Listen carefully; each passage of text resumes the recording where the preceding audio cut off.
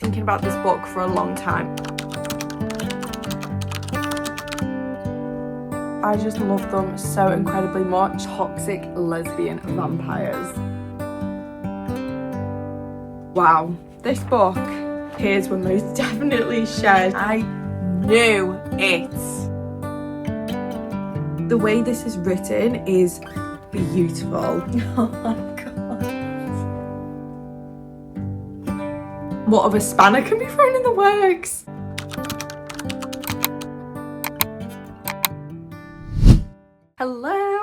Hello everyone. I hope you're all well. Welcome back to my YouTube channel. I am so excited to have you here. We're going to be doing another reading vlog, and the last time I did this, I absolutely loved videoing it, making it, and we're going to do it again. So the book that I have just recently finished is The Ashes and the Star-Cursed King. Oh my god, guys, I love these books so much. So these are a Crowns of Nyaxia novels by Chrissa Broadbent. This and The Serpent and the Wings of Night. Oh my god, I was obsessed and I absolutely loved both of these books. I rate the first book a 4.5, and now that I finished this, I give this a solid 4.75 stars. I love these so much. If you want a romantasy, if you want true enemies to lovers and vampires, you need to pick up these books. Oh my days, I absolutely love these so much. I am so excited because the first book that we're going to be reading in this reading vlog is A Court of Silver Flames. This is the last book in the ACOTAR series, well, with what is currently out, and we're going to be starting this vlog off strong with this bad boy. I have been so excited to read this book. I have read all of the ACOTAR books fairly recently. As soon as I finished A Court of Frost and Starlight, I gave myself a bit of a break just because I love the way that book just finished, and it just wrapped up like Feyre and Rhys's story, because I know for a fact that this is based around Nesta. And I read all of the ACOTAR books back to back, and as soon as I knew that this was going to be based around Nesta, I thought I'll give myself a little bit of a break, and I've read a fair few other books. But my friend has recently got into reading the ACOTAR books because of me, of course, and she absolutely loves them, and she has read them all back to back, and I said let's read this last one together. So she has been waiting for the past 2 days for me to finish this book, and now we can finally go on to this book. So yeah, we're going to be starting the vlog off so strong with A Court of Silver Flames. I have no idea what other books I'm going to pick up after this, but I'm excited to see where this vlog goes, and yeah, let's just jump into it, guys. I'm so excited. Also, I've just got back recently from getting my nails done. How cute are these? They literally match my little cardigan. They're so cute. They are so cute. I just got this cute little baby blue, and yeah, I love it. There's something about having fresh nails. Nails just make you feel put together. They make you feel so put together.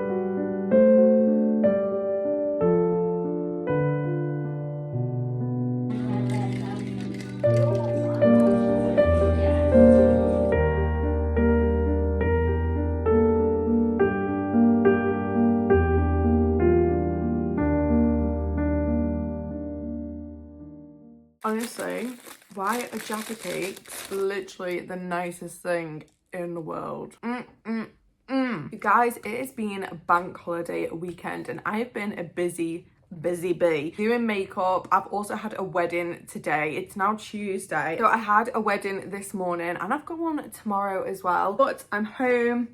Costa is secured and we're going to do a little check-in for a quart of Silver Flames. I am this far into the book and guys, I'm not gonna lie, the first 100 pages of the book I was feeling bored. I was like, not much is really happening, and I know a lot of people have not been too keen on Nesta, and then as soon as they've read this book they've become a Nesta girl through and through. I'm definitely not there yet. I'm definitely not there. The first 100 pages, I was like, nothing's happening, come on. But I'm currently on chapter 22 and something big has just been revealed. If you know, you know, but it just makes me miss Feyre and Rhys so much, and the fact that they're not really that present in this book, it makes me so sad. I love those two so much. I love all of the books. I just love their story, and I was talking to my friend about this the other day because we're buddy reading this book at the minute and we're both just like, oh, we just miss Feyre and Rhys. We miss them so much. And I'm hoping and praying that there is going to be another book based on those two characters. Because, my heart. At this point in the book, I am starting to see the reasons why Nesta is the way she is, but then at the same time I'm like, I don't know, she's still a bitch.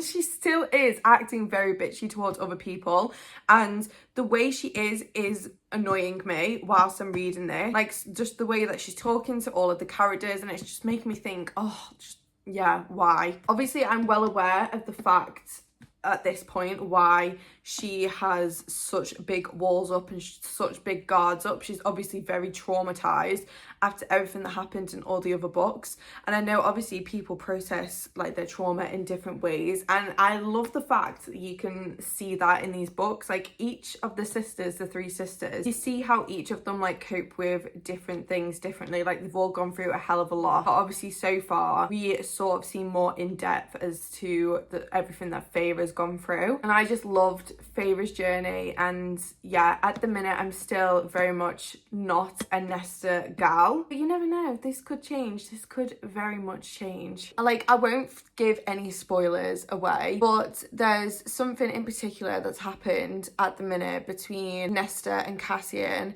and I was just like, why has she just responded to him like that? Why has she just responded to the situation like that? I just think it's really harsh, and just, yeah, I don't know. Like I said, at the minute I'm very much like, why is she acting like this? Like, yeah, just the way she's acting is annoying me. I'm really hoping that it does pick up fairly soon, because obviously, like, I'm about a quarter of the way through and yeah, not an awful lot has happened, and I'm not feeling too much of a connection towards Nesta, but we shall see.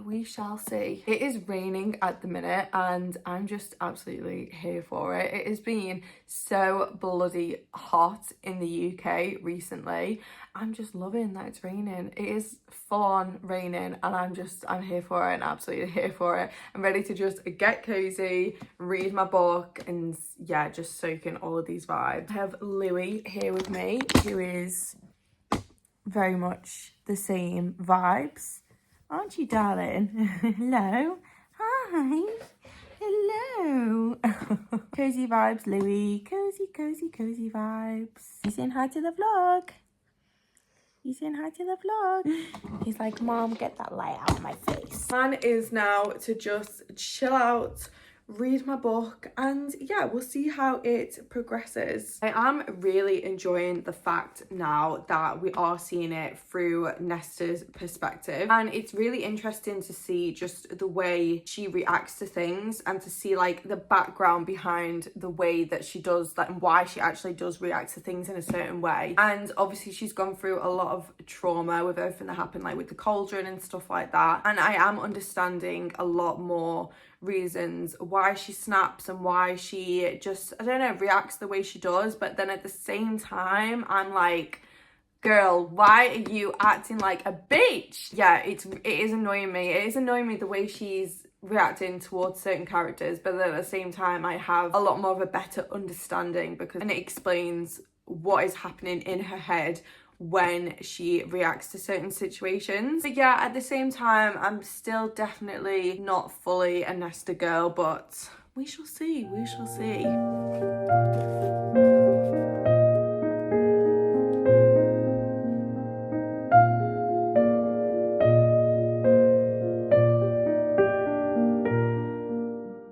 Guys, I literally feel like every single time I do a reading update, I'm in this hoodie. This is literally my favorite hoodie. I just live in it. I absolutely just live in it. But I'm just giving you a little reading update. I have this much left of A Court of Silver Flames, and I'm definitely enjoying the second half of the book so much more than the first.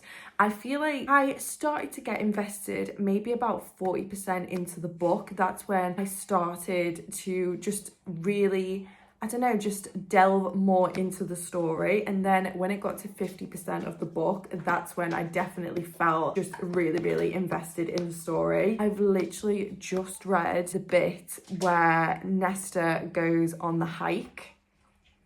If you know, you know.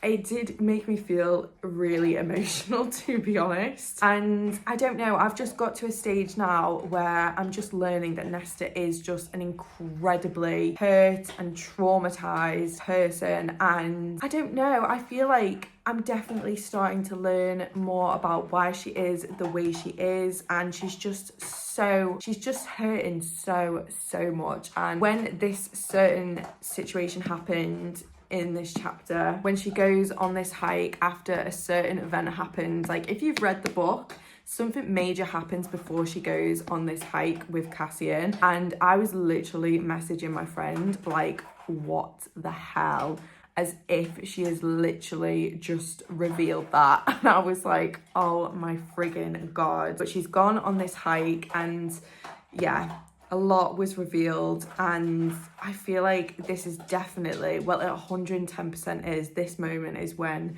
Nesta has literally been the rawest out of all of the books. This particular moment is where we really see, and she just says it for the first time, why she's hurting and what's really going on. And I feel like that says a lot about her. I find it really, really nice that she's finally just starting to open up and just explain why she's hurting and why she acts the way that she does. I don't know, it just really, really touched my heart. It made me feel just so sad, really, really sad, to be honest. But I'm very much definitely invested in the story now.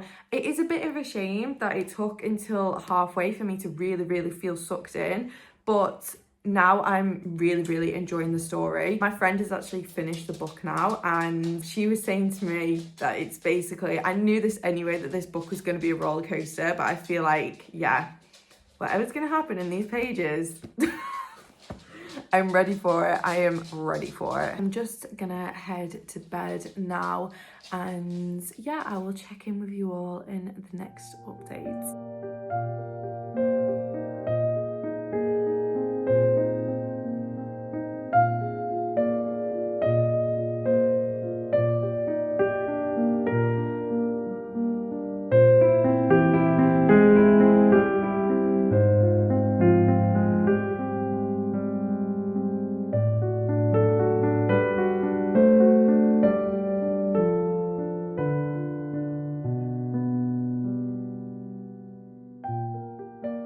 Guys, oh my goodness, it has been so incredibly busy for me over the last 2 weeks, and I haven't updated you all yet on finishing A Court of Silver Flames. Can I just start by saying it is so warm at the minute in the UK. We are going through a heat wave, so they say on the news, and it definitely feels it. It is so just warm and sticky. And for all you autumn winter girls, I feel you right now. I feel you.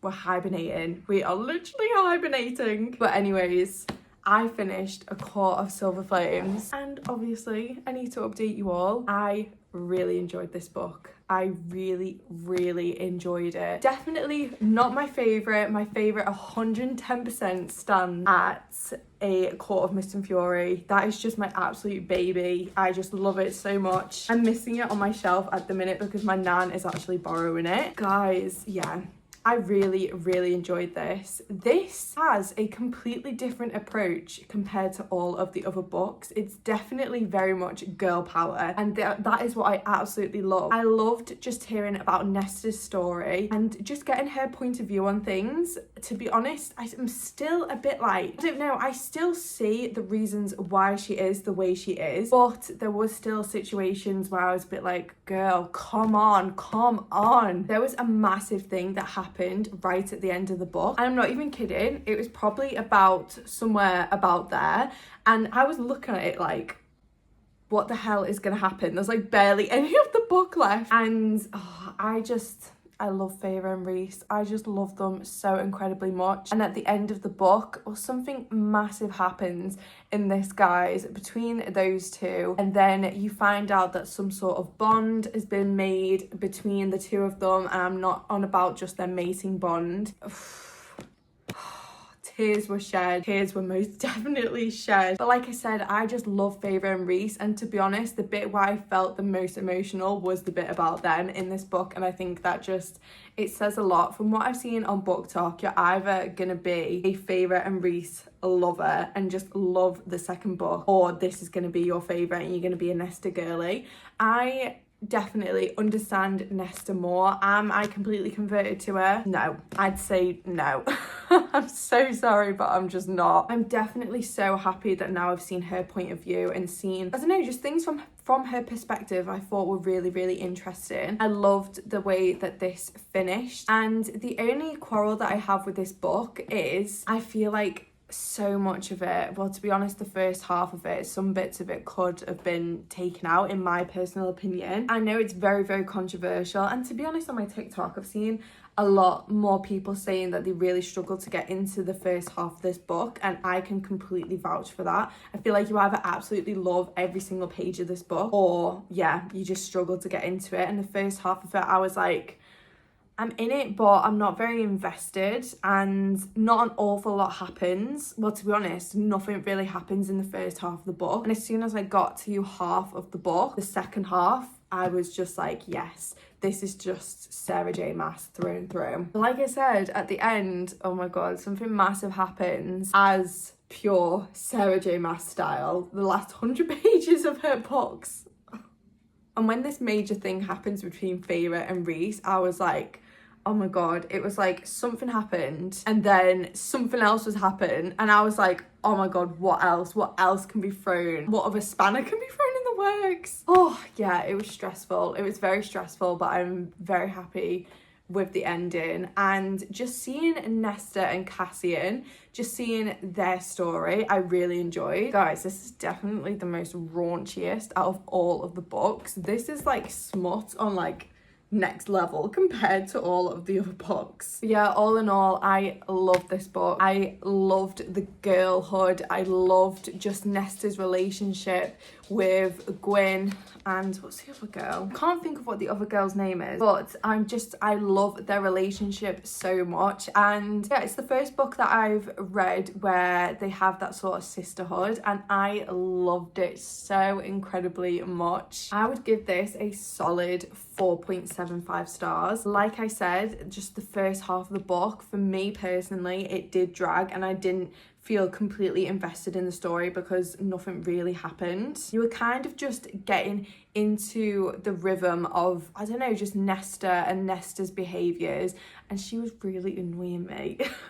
If I'm being completely honest. All in all, I absolutely love this book, and I am so sad that that is the end of the ACOTAR books for me. It makes me really, really sad. I was saying to my friend, because we buddy read this, we were saying about what we'd rate all of the books, like from best to worst, and I would personally say that my favourite one was A Court of Mist and Fury. Then I'd go A Court of Wings and Ruin. Then I'd go this book. Then I'd go A Court of Thorns and Roses. And then I'd go A Court of Frost and Starlight. But yeah, Sarah J Maas. Come on, where's book 6? Where is book 6? Okay guys, so the next book that I'm going to be reading in this reading vlog that I actually started last night is haunting Adeline. I am so excited to just get into this book. I am about this far into the book and it throws you straight in. I am very much going into this completely blank. I don't really know an awful lot about it other than the fact that it is a stalker dark romance, and I've never read a dark romance before. I'm so excited to see if this sort of genre is something that I would enjoy reading. There is like trigger warnings at the front of the book, but I love anything gothic. I love like horror, so we shall see. It basically just jumps straight away into this guy that's appearing in certain scenes. There was a loud knock at her door and then she runs down, and she lives in this massive manor that has been given to her from her grandparents. It's given, when I read this and they're describing the manor, it's really reminding me the Haunted Mansion, the Disney film. It's really reminding me of that mansion. I'm also picturing the manor that's in A Woman in Black, just that dark, spooky, gothic, massive mansion in the middle of the woods. Just, yeah. Oh, I feel like I am going to absolutely eat this book up, and I feel like it's either going to go one of two ways. I'm either going to absolutely love it, I'm going to be like, no, this is just not for me. But so far we've had two POVs. We've had the main female character, Adeline, and then we've got the stalker. I've just had a chapter from his POV when he first ever sees her, and let me just read a little bit from the book for you. She won't be able to escape me now. I've just found myself a little mouse and I won't stop until I've trapped her. But off the bat, you can already tell that he is basically like a murderer and a psychopath, because in his first chapter from his POV, he literally has kidnapped someone. So I am so excited to just dive into this. I love the way this book is as well. I don't know what it is. It's like sort of like a plasticky material, and for each chapter, they've got different